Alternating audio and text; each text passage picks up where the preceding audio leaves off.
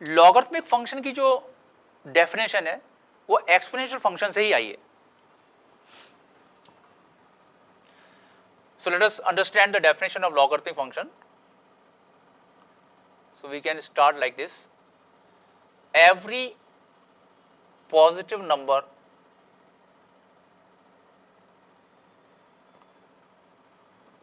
can be expressed in various exponential form.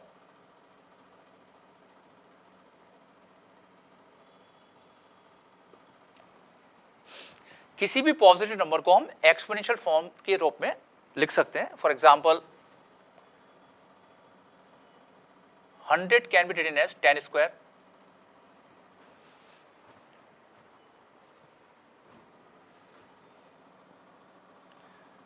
64 can be written as 4 cube, 64 can also be written as 2 raised to power 6, 8 can be written as 1 by 8 raised to power minus 1, right? And 8 can also be written as 2 cube, etc. So किसी भी positive number को हम exponential form के form में लिख सकते हैं. √2 can be written as 2 raised to power 1 by 2. So in general we can say that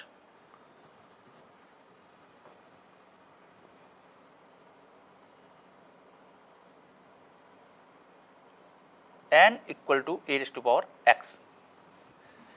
a raised to power x एक एक्सपोनेंशियल फॉर्म है, इसकी वैल्यू हमेशा पॉजिटिव आती है, इसको हमने n बोल दिया. अब यहां पे यदि हम बेस a और पॉजिटिव नंबर n इसकी टर्म्स में x को रिप्रेजेंट करना चाहें, that form is known as logarithmic function. तो I am writing the fundamental definition of log.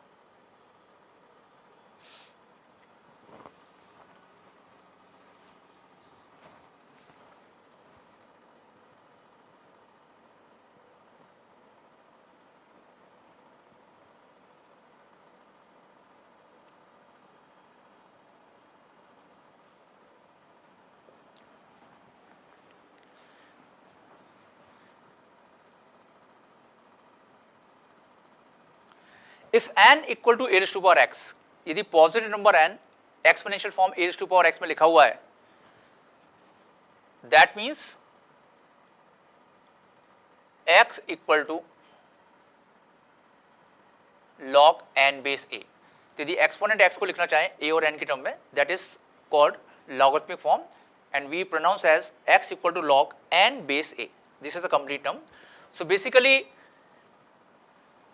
log n base a, ये क्या है? एक एक्सपोनेंट है. log n base a denotes exponent which must be raised to the base a in order to get n. और ये define होता है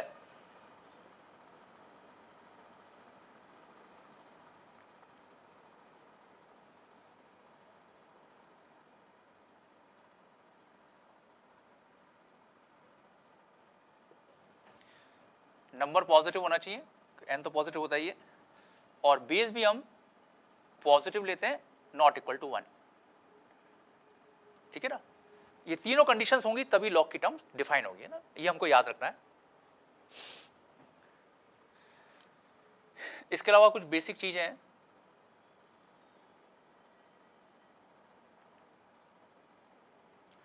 log 1 की वैल्यू हमेशा 0 होगी, बेस डिफाइन होना चाहिए, क्योंकि log 1 का मतलब बेस पे हम क्या पावर लगाएं कि 1 मिल जाए.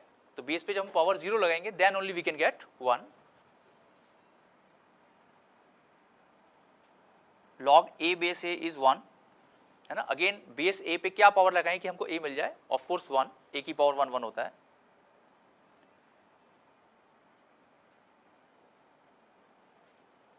log 1 by a base a is -1. a पे हम क्या पावर लगाएं कि 1 ऑफ 1 मिल जाए? Of course -1. और ये जो लॉग की डेफिनेशन हमने लिखी है, इससे हम कह सकते हैं फर्स्ट यहां से 2 is इक्वल टू एक्सपोनेंट 2 है,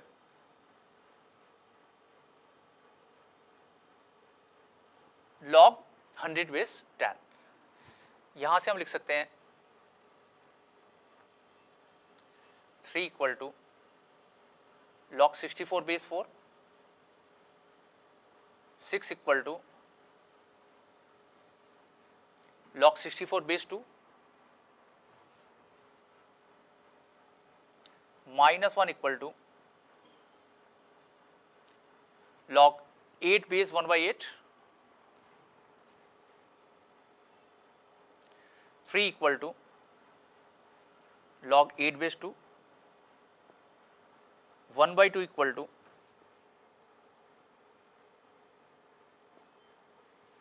log रूट 2 बेस 2, है ना। 2 पे हम क्या पावर लगाएं कि रूट 2 आ जाए, that is 1/2, right. So this is the basic definition of log. Log हमेशा याद रखना है, log n बेस ए, ये पूरी एक टर्म है, it denotes exponent.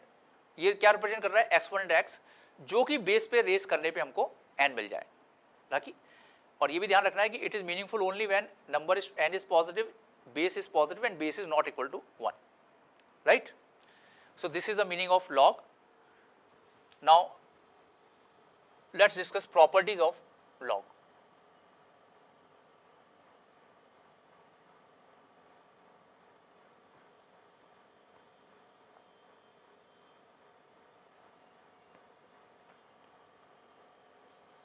First property is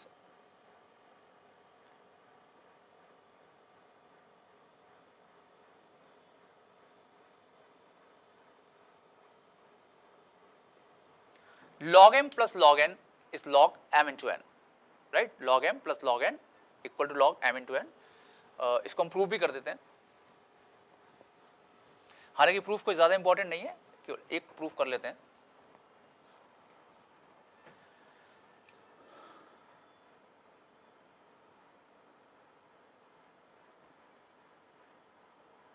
ऐसा करते हैं, इसको तो मान लेते हैं x, उसको मान लेते हैं y। तो by definition m is e raised to power x and n is e raised to power y, right. अब यदि हम RHS से शुरुआत करें,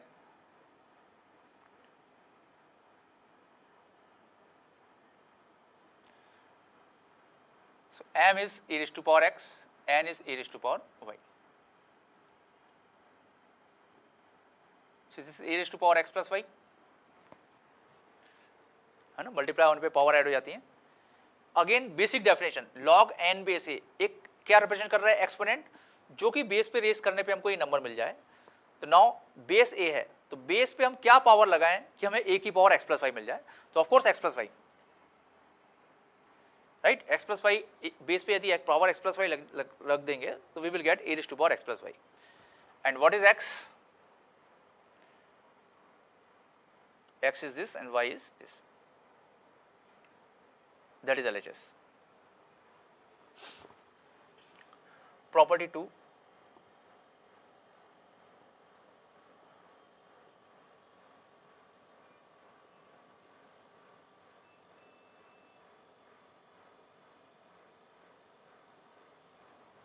log m minus log n is log m upon n। इसको भी हम इसी तरह से प्रूव कर सकते हैं।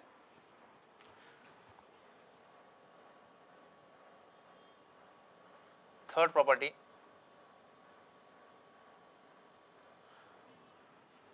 log n raised to power alpha base a is alpha time,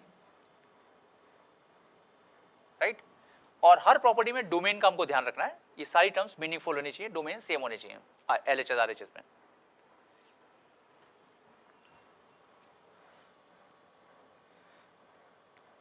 ध्यान रखना है कि यदि मान लो इस तरह से कोई टर्म लिखी हो, इसका मतलब ये n की पावर में नहीं है, this is log n base A whole raised to power alpha. और इसमें हम ये अल्फा को हम आगे नहीं लगा सकते, ये जब भी लगा सकते हैं जब ये अल्फा केवल n की पावर में हो। This is not equal to log n base A into alpha. Fourth property, यदि बेस में पावर हो तो ये रेसिप्रोकल होकर आके आ जाती है 1/β log n बेस ए, राइट। प्रूफ इसका हम नहीं कर रहे हैं, बिल्कुल सारे इसी तरह से प्रूफ किए जा सकते हैं। Then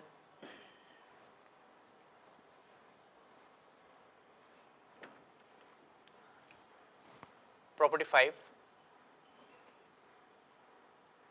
a raise to power log c base b, इसमें c और a इसको इंटरचेंज किया जा सकता है।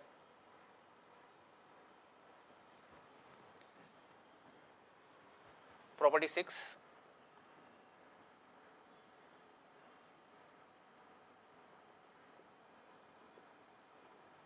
a raise to power log n base a is equal to n, है ना। इसी प्रॉपर्टी से हम रिड्यूस कर सकते हैं, यदि n और a को इंटरचेंज कर लेंगे तो n की power log a base a, log a base a 1 होता है तो ये n ही रह जाएगा। And property 7, it is known as base changing formula.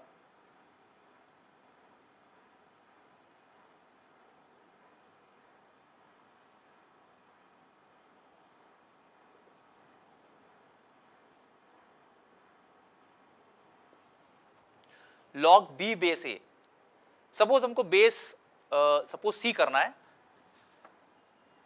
This is log b base c upon log a base c, है ना। प्रूफ हम किसी प्रॉपर्टी का नहीं कर रहे हैं, फर्स्ट का जैसे किया है वैसे ही हम कर सकते हैं। तो यदि बेस चेंज करना हो तो log b base a equal to log b base c upon log a base c, और इसी के रिजल्ट में हम लिख सकते हैं